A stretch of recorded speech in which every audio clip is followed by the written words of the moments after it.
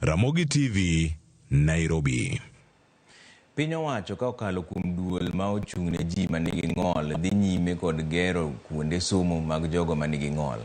Skund primary ma Migori piny owacho ogero kar somo mar jopuonjre manigi ng'ol, chenro ma okawo omenda maromo siling milion 3. Lipot hukum duolno man National Council for People with Disability yango ni kuom maloyo oganda milion 1.7 pacho kae ma odak kod ng'ol mana tamalo 39 kende emosudo thuolo mar somo e skundego mag primar machiwo thuolo ne jopuonjego ma odak kod ng'ol kaachiel kod mago monge kod ng'ol ka bende mana tamalo 9 kende mar jogo modak kod ng'ol emosudo thuolo e somo e skundegi mag sekondar. Lipot ma ogorogno mar Zizi Africa e higa mar 2012 bende yango ni kuom jopuonjre duto madhi kuonde tiegruok mag courses go mag lwedo kata TVET e piny Kenya mangima mana tamalo 4 kende ema odak kod ng'ol.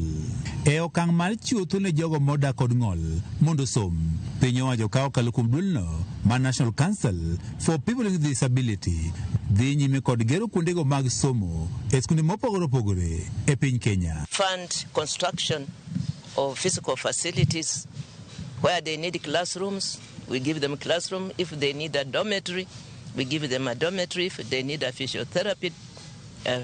And we are very happy that there is a workshop that has been constructed here, and we will continue also to supplement this so that those who cannot go directly into the TVETs or to the VTECs, the ones that we support as a county, can also find a place like the one that has been constructed here.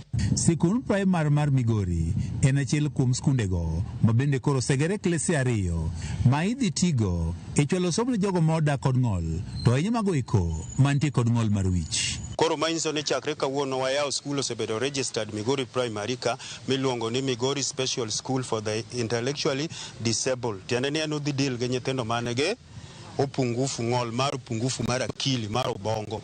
Koro ne parents duto kumoro amora mauntie within Migori County warwako ka school dhi bedo boarding machiegni.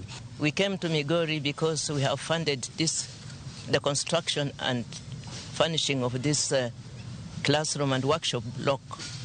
2 classrooms and 1 workshop at a cost of 3 million. Julio Jamatiko duolo man National Council for People with Disability mani ochope ya wayanga klesegi ne owacho ni kata bed ne giketo kuondego mag somo ne jogo modak kod ng'ol. Gombo margi en jogo modak kod ng'ol osome skul achiel kod jogo eko moko dak kod ng'ol. If we can't provide facilities, the children with disability are completely helpless and they belong to us. They depend on us to provide.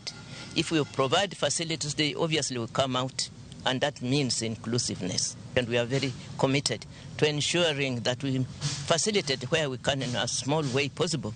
Yuako osebed ka igolo ne jogo modak kod ng'ol ok oseyudo thuolo mar somo nikech nok mag skunde mag jogo eko ma odak kod ng'ol e pacho kae. Juma, Ramogi TV.